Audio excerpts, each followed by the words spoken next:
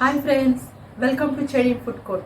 இன்னைக்கு நம்ம சேனல்ல வந்துட்டு ஒரு சிம்பிளான குழம்பு ஒன்று பார்க்க போறோம். என்ன அதுன்னா முருங்கைக்காய் கத்திரிக்காய் போட்டு ஒரு குழம்பு தாங்க. ஸோ வாங்க அது எப்படி செய்யலாம்னு நம்ம பார்க்கலாம். ஃபர்ஸ்ட் அடுப்புல வந்துட்டு ஒரு பேன் வச்சுட்டு எண்ணெய் சேர்த்துக்கோங்க. எண்ணெய் கொஞ்சம் அதிகமா சேர்த்தீங்கன்னா நல்லா இருக்குங்க குழம்புக்கு. இப்போ வந்து எண்ணெய் சூடான பிறகு நம்ம வந்துட்டு கடுகு சேர்த்துக்கலாம். கடுகு வந்து நல்லா பொரிஞ்சிட்டே வருது.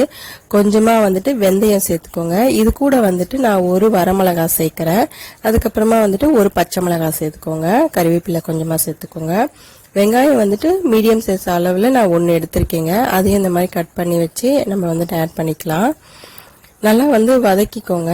இதில் வந்து பச்சை மிளகாய் அப்புறமா குழம்பு மிளகாத்தூள் வரமிளகாய் சேர்த்தீங்கன்னா குழம்பு வந்து ரொம்ப ருசியாக இருக்குங்க.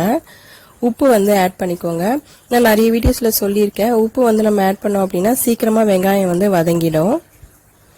ஓகே, இப்போ வந்து நல்லா வதங்கிட்டே வருது பாருங்க. இந்த இடத்துல வந்துட்டு சின்ன சைஸ் அளவில் நான் தக்காளி ஆட் பண்ணியிருக்கேன். ரொம்ப நிறைய தக்காளி போட்டோன்னா புளிப்பா இருக்கும் குழம்பு.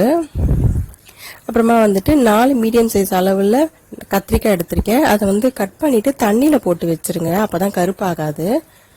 ஓகே, தண்ணி பிழிஞ்சிட்டு நம்ம இப்போ அந்த பேன்ல ஆட் பண்ணிட்டோம். இது கூட வந்துட்டு 2 மீடியம் சைஸ் அளவுக்கு முருங்கைக்காய் எடுத்திருக்கேன். இந்த மாதிரி நீல வாக்கில் கட் பண்ணிட்டு ஆட் பண்ணிடுங்க.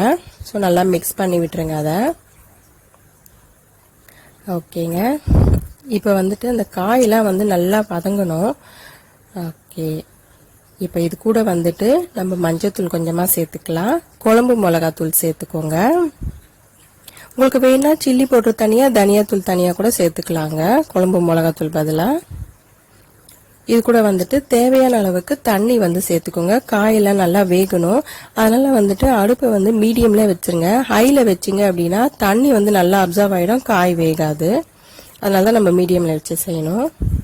இப்போ வந்து நல்லா காய் வெந்துட்டே வருது பாருங்க. ஓகே, காய் நல்லா வெந்துடுச்சுங்க. இப்போ வந்து நம்ம புளி தண்ணி ஊற்றுறதுக்கு கரெக்டாக இருக்கும். ஓகே, ஆல்ரெடி புளியை கரைச்சி வச்சிருக்கேங்க. ஸோ அதை வந்து வடிகட்டிட்டு ஊற்றிக்கோங்க. இது வந்து நல்லா மிக்ஸ் பண்ணி விட்டுட்டு உப்பு தேவைன்னா இன்னும் கொஞ்சம் ஆட் பண்ணிக்கலாங்க. நம்ம நல்லா வந்து கொதிக்க விட்டுக்கோங்க. அந்த பச்சை வாசனைலாம் போகணும், புளியோடைய பச்சை வாசனைலாம் போகணும். இப்போ வந்து நல்லா ரெடி ஆகிட்டே வருதுங்க குழம்பு. சூப்பராக சூடான சாப்பாடில் ஊற்றின்னு சாப்பிட்டா ரொம்ப அருமையாக இருக்குங்க. இது கூட வந்துட்டு கொஞ்சமாக கறிவேப்பிலை மேலே சேர்த்துக்கோங்க. பெருங்காயத்தூள் வந்துட்டு ஃபைனலாக சேர்த்துக்கோங்க, ரொம்ப ருசியாக இருக்கும்.